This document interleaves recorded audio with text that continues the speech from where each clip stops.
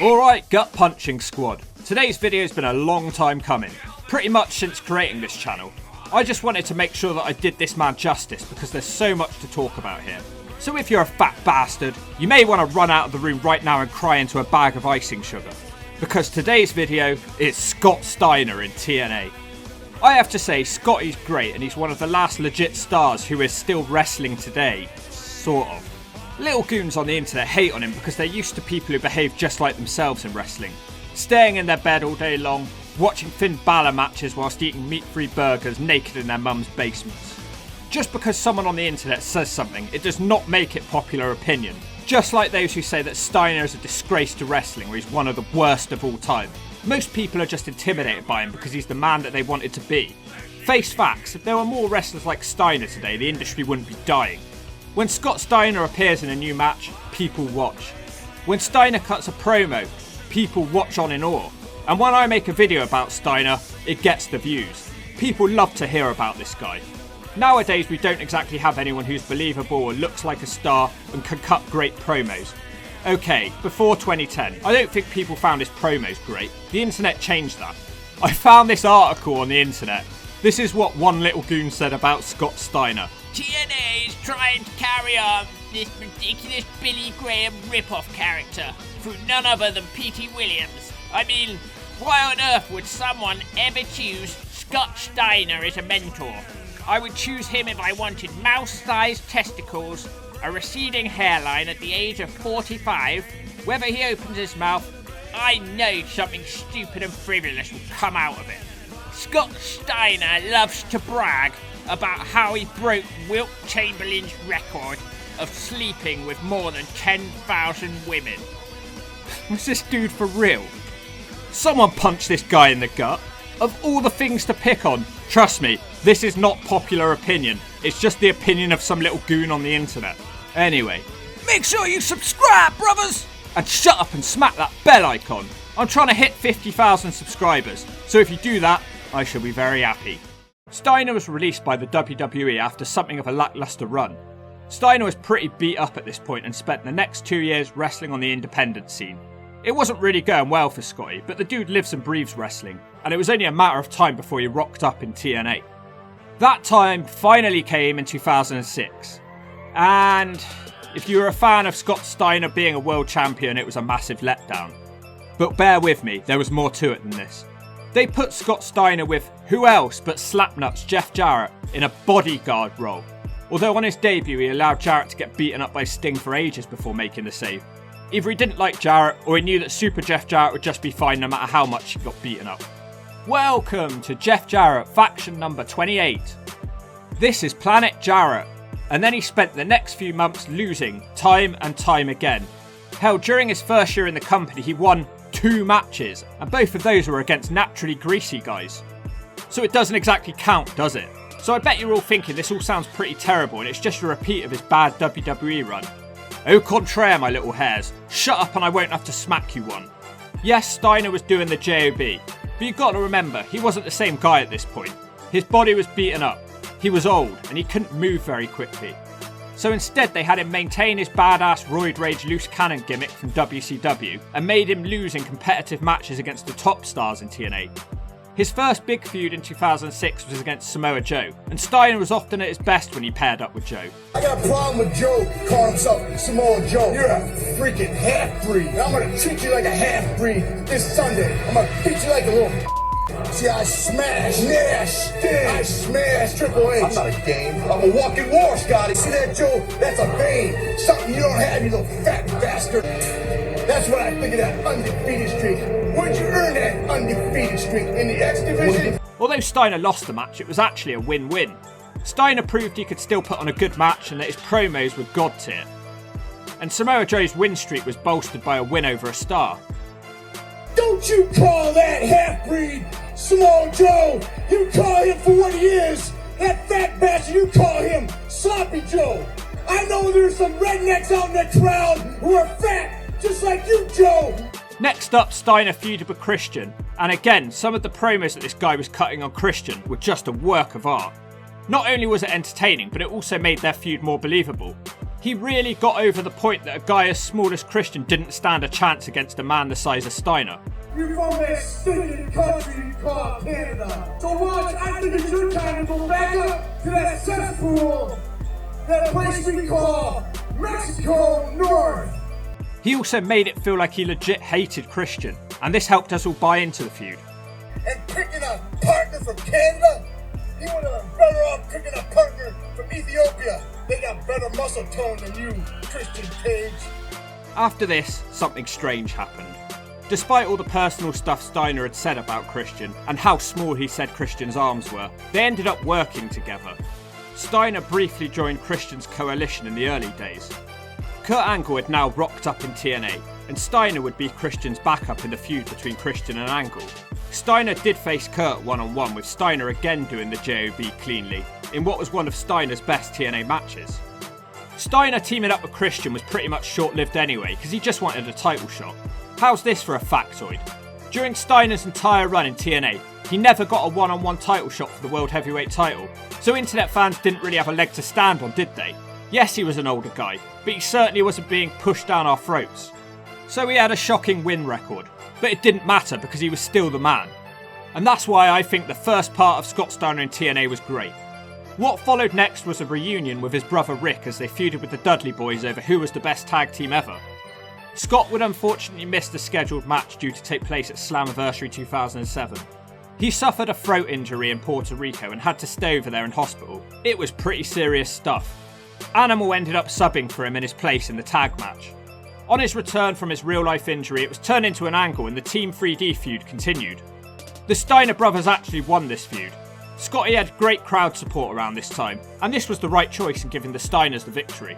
Next up for Scotty was Feast or Fired, a match where wrestlers take random cases from polls that either contain a title shot or a letter telling them that they've been fired. Scotty would win one case and would then also beat Petey Williams and take his case away. Scott Steiner would also briefly get a freak in TNA, as Raka Khan briefly joined him. Steiner would start mentoring Petey Williams. This was touching on their real-life friendship, as Petey was one of the few guys that Scott took a shine to. They hung out a lot after the matches, and I'm sure that their friendship took a few years off Petey Williams' life. It also produced what may be one of Scott Steiner's most famous promos of all time. The context of this promo might be lost on some though. You know, they say all men are created equal, but you look at me and you look at Small Joe, and you can see that statement is not true. But I'm a genetic freak, and I'm not normal. So you got a 25% at best at beating me. If we used to go one-on-one, and they add 66 and 2/3%, I got 141 and 2/3 chance of winning. The numbers don't lie, and they spell disaster for you. In what has to be one of the weirder pay-per-view title matches in TNA history, it was a triple threat, with Steiner and Kazarian challenging for Samoa Joe's world title. Unfortunately, Steiner did the J.O.B for Joe cleanly, as Steiner squandered the amazing odds of 141 and 2/3 chance of winning the match. Along with that, he also tore his ACL in the match, so it didn't exactly go well for him. On Steiner's return, he joined the main event Mafia. This was a group of champions who were dedicated to holding the younger TNA wrestlers down and teaching them respect. You all talk about that Maths promo, but this Steiner promo is probably my favourite. He completely destroys the young guys, telling them that they aren't stars and nobody knows who they are, whilst Angle watches on in complete shock, and Nash and Booker are laughing so much. In fact, Booker T almost falls over from laughing. But the difference is between us and you punks in the back. Wrestle your match, go back to the locker room, grab your joystick, play your video games. You go online to these marked wrestling sites to see if you got a 4-star match, a 5-star match. What do you care what these geeks think? Ask us what we think, and we'll tell you that you suck. AJ Styles, you can go back to Redneck State, Georgia. Go back to Redneck Town that you grew up in. Strap a billboard on your back, walk down Main Street, and nobody would know who you are. But everybody in the LGBTQ community knows me in Gainesville. Small Joe, you can fly back to the Isles of Samoa, and the only question they'll ask is, who's the half-breed? Yeah, he pretty much buried them, but everything he said was true. Despite being in the main event Mafia, it was clear that Steiner's main event days were behind him at this point, as he mostly wrestled TNA originals in the upper card.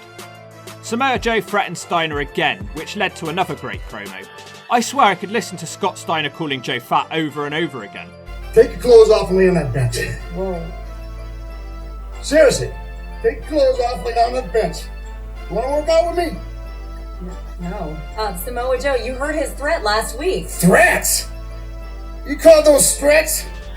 Just because he cuts his hair and paints his face, you think he threatened me? I beat him before, I'll beat him again. He's still a fat bastard. Steiner also got a chance to try out as a ring announcer during this time, but I don't think it went well. Steiner would finally win his first gold in TNA during this time when he teamed up with Booker T. They'd hold the tag belts for a few months before losing them to the British Invasion, and then Kurt Angle disbanded the Main Event Mafia the next night. This was something that Steiner refused to accept. He was pretty much directionless as he still wore his Main Event Mafia tracksuit and talked as if the group still existed. He then had a brief feud with Bobby Lashley and tried to get Bobby's wife Crystal to sleep with him. It's hard to know if Crystal went through with this though. Steiner's contract then expired and they didn't re-sign him. This is most likely due to Ric Flair coming into TNA in 2010, and these two didn't exactly get on. Over a year went by and the Immortal faction were dominating TNA and making us all feel like punching our TV screens. Then Steiner randomly reappeared and chased them away with a pipe and a suit. Whilst this was going on, TNA newcomer Crimson was also dressed in a suit and was often heard saying that they were coming. This was supposed to be the return of the new Main Event Mafia, because at the time all of the guys were available, but Nash and Booker ended up going to the WWE, so the Mafia storyline idea had to be scrapped. See, I only have a match tonight, but I'm still working out, because I have nothing else to do. What am I going to do? I know you love sugar, but I checked my pocket. I don't have no donuts. I don't have no cheeseburger. I know you love sugar, but I ain't got none. Scott was now left without a direction again and had a brief feud with Rob Terry. Yeah, they were desperate. So they ended up having him join the Immortal faction, because they literally had nothing else for him to do other than be another body in a great giant faction. But I'm not going to dump on him for this. I actually like this. During this time he formed a makeshift team with Bully Ray, who was also starting to come into his own without Devon. This team should have been used more, but instead they were mostly providing comedy relief and backstage segments. It felt like every week something fun was happening with these two. Bully Ray was starting to get in shape around this time, but Steiner would constantly put him down and keep reminding him that he was still fat. They were a bit of an odd couple team because Bully would be able to control him and stand up to him despite taking the insults. It's weird, they weren't really made into an official team, but they were always paired together in backstage promos. For some reason TNA management couldn't see the magic. The team weren't pushed and Steiner disappeared from TV. In reality, Jarrett had asked for a legit star to come from the TNA roster to India to help with the new project, Rinka King. And for those of you who don't know, it makes your girl sing. I want control! I want King! I want fear again! I want any Indian again! I want to destroy them! I hate these people! Send me anybody! I'm gonna destroy them! On Scott's return from India, he was fired by TNA, despite doing a good job over in India. Steiner returned to the now Impact Wrestling in 2017. The internet now appreciated everything he'd done, and Scott Steiner promos on YouTube were pulling in millions of views. Impact wanted to try and recreate some of the magic. They had him chasing J.O.B and Joseph Parker, calling them fat bastards. They had him beating up fat guys backstage. They had him cutting promos. Problem is with this sort of thing, it's not funny when everyone's in on it. He won his second tag title in the company as he teamed with Eli Drake. Scott Steiner acknowledged YouTube. This, in my opinion, was a massive mistake. They didn't hold the belts for long, unfortunately. Scott Steiner would keep coming back for one-off appearances as routinely as a WWE Legends Night. He got a lap dance off Scarlett Bordeaux, a girl who was almost old enough to be his granddaughter. But judging by the YouTube views, it proved two things. Sex sells, and so does Steiner. Instagram! And how many followers do you have? But the only thing that matters to me is at the end of the night, when I go back to my hotel room and I got 2 or 3 freaks following me back, I'm good. So if you snowflakes want to look for something on Google Steiner math. Because everybody knows I have a 141 and 2/3 chance of winning. You see, it's not the size of the dog in the fight, it's the size of the fight in the dog. And if you decide dog years and dog pounds, there's a separation of 7. See, my X Factor tonight is my fake but big Papa Pump He smells Mary Jane. We also smell Jay. We smell Sneakle, Michelle. See, just like Popeye, it's fueled by space. Big Bad Booty Daddy's powered by Petey. The only other things of note that happened for him in Impact was Team Pump, as Scott got one final victory on Impact pay-per-view in 2019. Not long after this, Scott Steiner collapsed backstage and had stopped breathing, and he had to be shocked, but luckily he was okay. Scott got some more bad news in 2020, as a lot of us did, as the virus forced him to have to shut down his restaurant he'd been running on the side since 2016. So that's it. He's not officially retired, but I doubt there's much else for him to do in wrestling. You can't even have him being a manager because he'd completely overshadow whoever he was supposed to be managing. If the guys nowadays had a quarter of what Steiner had in his prime, wrestling would be in a much better spot.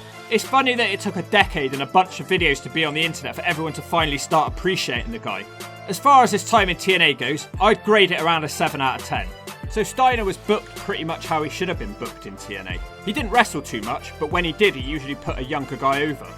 Yes, there are stories about him refusing to put over some people like James Storm. But at the end of the day, Steiner's got to protect his best interests, and it's not as if he didn't put anyone over. If he puts every single wrestler over, he's going to have no name value left at all at the end of that. It was far better than his WWE run. He put a lot of guys over, he cut some of the best promos of his career, and dare I say it, he helped Bully Ray on his path to a singles career. I only wish those two had done more as a team. So that's my only regret. But it's not exactly my fault, so I should have no regrets. If you don't agree with that, I'll hang you by your necks.